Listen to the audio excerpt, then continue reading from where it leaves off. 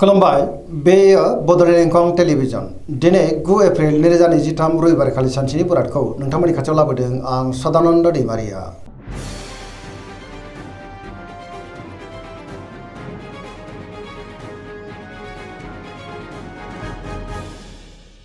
सिगां फरायनो लादों मेष राशि गिबि हांखो अ ल दिनैनि साना जोबोर मोजां गोसोखौ दिनै जोबोर गोजोननाय मोनगोन सोरबा लोगोनिफ्राय मोजां खौरां फैनोबो हागौ जेनिबो आंखाल जानाय नङा जेरावबो दिनै देरहासारगोन सुथुरखौ दिनै गोरलैयैनो फेजेननोबो हागोन बहाबा दावबायनो एबा हान्थिनो खाबु मोननो हागौ आरो मोजाङैनो हान्थिनोबो हागोन मावनो लानाय खामानिखौ थि समावनो मावफुंनो हागोन सिगांनि बबेबा आद्रा खामानियाबो दिनै मावफुंजानो हागौ गोसोआ दिनै जोबोर खुसि जागोन देहाया मोजाङै थागोन रांखावरियाव दिनै जोबोर मोजां होनजायो गोबां धोन आरजिनोबो हागोन आरो आयाबो बांनो हागौ बेफार फालांगियावबो दिनै जोबोर मोजां मुलाम्फा मोनगोन सोरबा लोगोजों दिनै बाख्नाय जानो हागौ गुबुननि थाखाय दिनै गोबां मोजां खामानि मावनानै होनो हागोन न'खराव दिनै बिसि फिसायनि गेजेराव अननानै फैगोन बिमा बिफानि अननाय आरो बोरखौ मोननो हागौ बिदा फंबायजों मोजां सोमोन्दो थागोन गोसोनि बोलोआ बांनो हागौ समाजाव दिनै मान मोनगोन सेंग्रा सिख्लाफोरा जोबोर रमान्टिक जागोन आरो गावबा गावनि गोसोनि साननायखौ फोरमायलायनोबो हागोन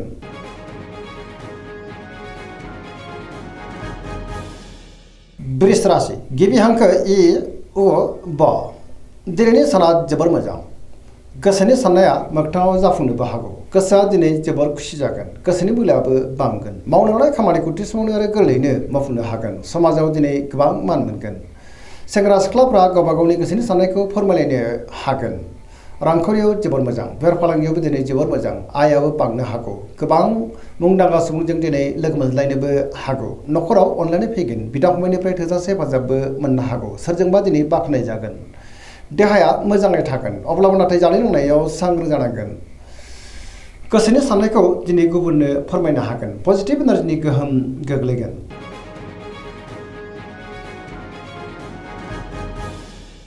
मिथुन राशि गिबि हांखो क स दिनैनि साना जोबोर मोजां गोसोखौ दिनै जोबोर गोजोननाय मोनगोन पजिटिभ एनार्जिनि गोहोम गोग्लैगोन सोरजोंबा बाख्नाय जानो हागौ बहाबा थाङोब्ला दिनै जोबोर मोजां आरो मोजाङैनो हान्थिनोबो हागोन गियाननि आंखाल जानाय नङा गोसोआ दिनै जोबोर खुसि जागोन सोरजोंबा बाख्नाय जानानै गोसोखौ बांसिन गोजोननाय मोनगोन देहाया मोजाङै थागोन अब्लाबो नाथाय जानाय लोंनायाव सांग्रां जानांगोन रांखावरियाव मोजां बेफार फालांगियावबो मोजां होनजायो समाजाव दिनै मान मोननो हागोन गोसोनि बोलोआ बांनो हागौ मावनो लानाय खामानिखौ थि समावनो आरो गोरलैयैनो मावफुंनोबो हागोन सोरबा लोगोजों बाख्नाय जानो हागौ गोसोनि साननायफ्रा दिनै मोगथाङाव जाफुंगोन आरो पजिटिभ एनार्जिनि गोहोम गोग्लैगोन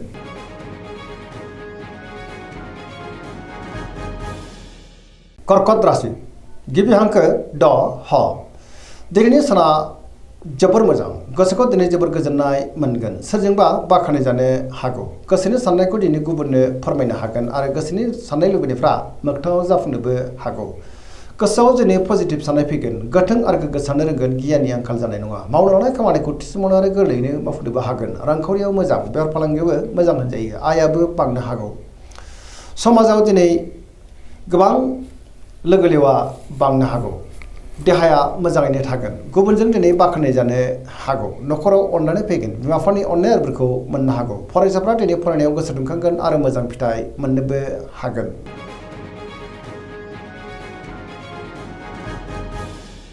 सिंह राशि गिबि हांखो म ट दिनैनि साना मोजां आरो गाज्रिनि गेजेरजों बाबेलांगोन गोसोखौ दिनै जोबोर गुलाय गुजाय मोननो हागौ गोसोनि साननायफ्रा देबार नांगोन गोथों आरो गोग्गो साननो रोंनाय नङा गियाननि आंखालबो जानो हागौ बहाबा थाङोब्ला दिनै जोबोर मोजां आरो मोजाङैनो हान्थिनो हागोन रांखावरियाव बारा मोजां नङा आयनिख्रुइ खरसाया बांसिन जानोबो हागौ मोननो गोनांखौबो दिनै मोननो गोब्राब जागोन बेफार फालांगियाव दिनै जोबोर मोजां मुलाम्फा मोननो हानाय नङा गोसोनि साननायखौ दिनै गुबुननो फोरमायनो हागोन न'खराव अननानै फैगोन बिदा फंबायजों मोजां सोमोन्दो थागोन अब्लाबो नाथाय सोरनिबा गाज्रि नोजोर थानोबो हागौ नेगेटिभ एनार्जिनि गोहोम गोग्लैगोन सांग्रां जानाया गाहाम देहाया दिनै बारा मोजां थानाय नङा जानाय लोंनायाव सांग्रां जानांगोन गुबुननि थाखाय नाङा फाङा जेंनायाव गोग्लैनांनोबो हागौ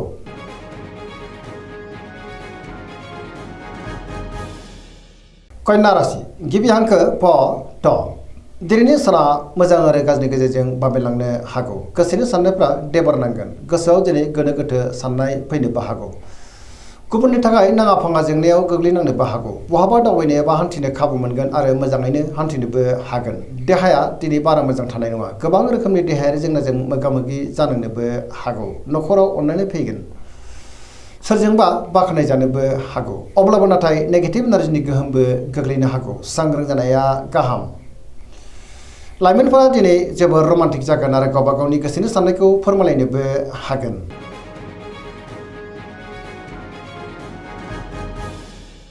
तुला राशि गिबि हांखो र ट। दिनैनि साना जोबोर मोजां। गोसोखौ दिनै जोबोर गोजोननाय मोनगोन। गोबां रोखोमनि जेंनाफोरखौ दिनै सुस्रांनो हागोन। गियाननि आंखाल जानाय नङा। गोथों आरो गोग्गो साननो रोंगोन। सोरजोंबा बाख्नाय जानोबो हागौ। मावनो लानाय खामानिखौ थि समावनो आरो गोरलैयैनो मावफुंनो हागोन। देहाया मोजाङै थागोन। अब्लाबो नाथाय जानाय लोंनायाव सांग्रां जानांगोन। बहाबा थाङोब्ला दिनै जोबोर मोजां आरो मोजाङैनो हान्थिनोबो हागोन। गुबुननि थाखाय मोजां खामानि मावनानै होनो हागोन आरो गोसोआ दिनै जोबोर खुसि जागोन। न'खराव बिसि फिसायनि गेजेराव अननानै फैगोन। समाजाव दिनै मान मोननो हागोन। गुबुनजों बाख्नाय जानो हागौ। लोगोफोरनिफ्राय दिनै थोजासे हेफाजाबबो मोनगोन। गोदान खामानियाव आखाइ होजेननोबो हागोन आरो पजिटिभ एनार्जिनि गोहोम गोग्लैगोन।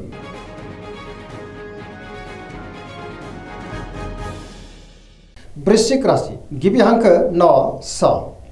दिनैनि साना जोबोर मोजां। पजिटिभ एनार्जिनि गोहोम गोग्लैगोन। मोनफ्रोमबो बिथिङावनो जाफुंसारगोन। बहाबा थाङोब्ला दिनै जोबोर मोजां आरो मोजाङैनो हान्थिनोबो हागोन। सोरबा गोजाम लोगोजों बहाबा लोगो मोनज्लायनोबो हागौ। गोसोआव दिनै गोग्गो आरो गोथों साननाय फैगोन। मावनो लानाय खामानिखौ थि समावनो आरो गोरलैयैनो मावफुंनोबो हागोन। गुबुनजों मोजां सोमोन्दो लाखिनोबो रोंगोन आरो बयजोंबो बाख्नाय जानोबो हागौ। गोसोनि साननायफ्रा दिनै मोगथाङाव जाफुंगोन। गोसोनि बोलोआबो बांनो हागौ। बबेबा सुबुं गौमायाव दिनै बाहागो लानो खाबुबो मोननो हागौ। न'खराव बिसि फिसायनि गेजेराव अननानै फैगोन। गुबुननि थाखाय दिनै गोबां मोजां खामानि मावनानै होनोबो हागोन। रांखावरियाव मोजां, अब्लाबो नाथाय खरसायाबो बांनो हागौ। बेफार फालांगियाव मोजां होनजायो। गुबुनजों मोजां सोमोन्दो लाखिनो हागोन। फरायसाफ्रा दिनै फरायनायाव गोसो दुंखांगोन आरो मोजां फिथाइ मोनगोन। लाइमोनफोरा जोबोर रमान्टिक जागोन आरो गावबा गावनि गोसोनि साननायखौ फोरमायलायनोबो हागोन।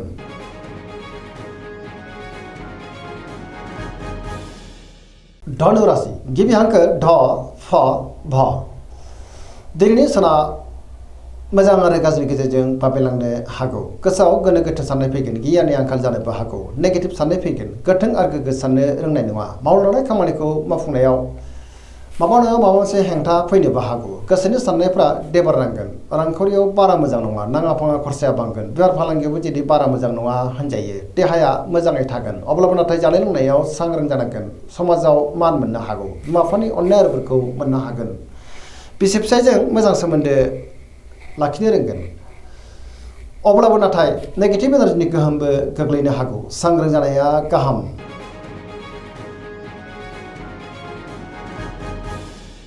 मकर राशि गिबि हांखो ख ज।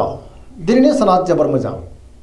गोसोआव गोथों आरो गोग्गो साननाय फैगोन। गियाननि आंखाल जानाय नङा। गोसोनि साननायफ्रा दिनै मोगथाङाव जाफुंनोबो हागौ। मावनो लानाय खामानिखौ थि समावनो आरो गोरलैयैनो मावफुंनो हागोन। रांखावरियाव मोजां।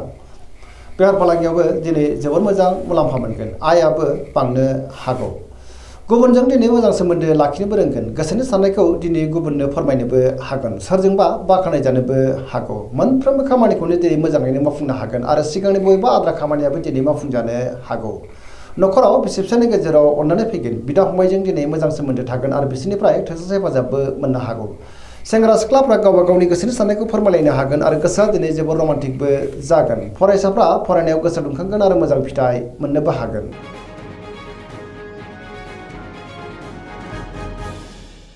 कुम्भ राशि गिबि हांखो ग स। दिनैनि साना बारा मोजां नङा। गोसोखौ दिनै जोबोर गुलाय गुजाय मोनगोन। सोरजोंबा थगायजानोबो हागौ। सोरनिबा गाज्रि नोजोर गोग्लैनोबो हागौ। गुबुनजों दिनै मोजां सोमोन्दो लाखिनो गोब्राब जागोन। नेगेटिभ एनार्जिनि गोहोम गोग्लैनोबो हागौ। समाजाव नाथाय मान मोननो हागोन। गोबां मुंदांखा सुबुंजों लोगो मोनज्लायनोबो हागौ। रांखावरियाव मोजां, अब्लाबो नाथाय खरसाया बांगोन। बेफार फालांगियावबो मोजां होनजायो। देहाया दिनै बारा मोजां थानाय नङा। गोबां रोखोमनि देहायारि जेंनाजों मोगा मोगि जानांनोबो हागौ। जानाय लोंनायाव सांग्रां जानांगोन। न'खराव बिसि फिसायनि गेजेराव अननानै फैगोन। गुबुननिफ्राय हेफाजाब मोननो गोब्राब जानो हागौ। अब्लाबो नाथाय बिमा बिफानि अननाय आरोफोरखौ मोननो हागोन।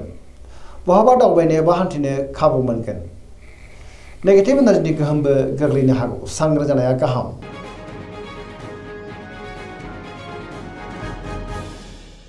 मीन राशि गिबि हांखो ड स दिनैनि साना जोबोर मोजां गोसोनि साननायखौ गुबुननो फोरमायनो हागोन गुबुननि थाखाय दिनै गोबां मोजां खामानि मावनानै होनोबो हागोन गोसोआव पजिटिभ साननाय फैगोन गोथों आरो गोग्गो साननो रोंगोन गियाननि आंखाल जानाय नङा गोसोनि बोलोआ बांगोन गावनि गोसोनि साननायखौ गुबुननो फोरमायनानै गोसोआ दिनै जोबोर गोजोनगोन देहाया मोजाङै थागोन रांखावरियाव मोजां बेफार फालांगियावबो मोजां होनजायो नखराव बिसि फिसानि गेजेराव अनलायनाय फैगोन बिदा फंबायजों दिनै मोजां सोमोन्दो थागोन लाइमोनफ्रा दिनै जोबोर रमान्टिक जागोन आरो गावबा गावनि गोसोनि साननायखौ फोरमायलायनोबो हागोन पजिटिभ एनार्जिनि गोहोम गोग्लैगोन सरासनस्रायै दिनै साना जोबोर मोजां आरो मोजाङैनो बारग'लांगोन दिनैनि राशि फरायथिनाय एसेनोसै जोबनायाव बेखौनो खावलायो जाहाथे नोंथांमोना सानफ्रोमबो जोंनि बे बड'लेण्ड इंखं टेलिभिजनखौ नायबाय थायो आरो साबस्क्राइब खालामो लोगोसे लाइक खालामो आरो शेयार खालामो एसेनोसै गोजोन्थों